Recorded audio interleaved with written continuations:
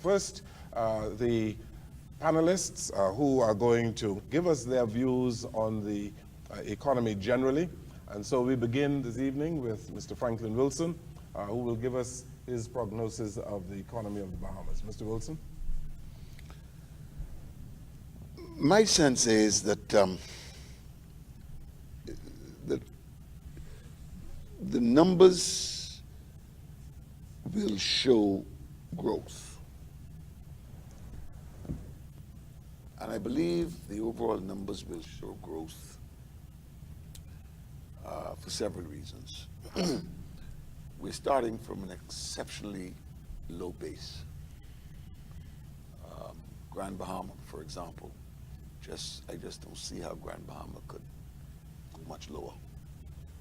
So when you start with a base as low as Grand Bahama is, pretty much anything that happens will be positive, and Grand Bahama is sufficiently a significant part of the whole that it will affect the whole numbers. I believe that global economic forces are trending in a way which would be favorable for us in terms of attempting to attract foreign direct investment.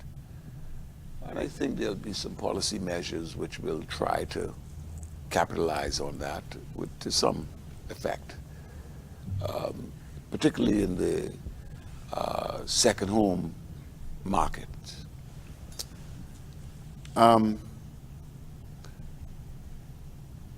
However, the figures will be, in my humble view, very deceptive because they will mask some very serious problems which are having some very adverse consequences on a lot of people.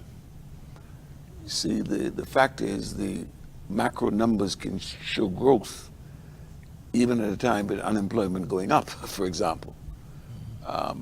And when a lot of people are having some very serious difficulties just making ends meet. So my sense is that the numbers will show growth, but if you really look at people's sense of how it's affecting them, how do they feel? Do they feel good? Do they feel positive? Do they feel upbeat? Do they feel whatever's happening? I think that will not be the case. And I hope I'm wrong, but that's my assessment.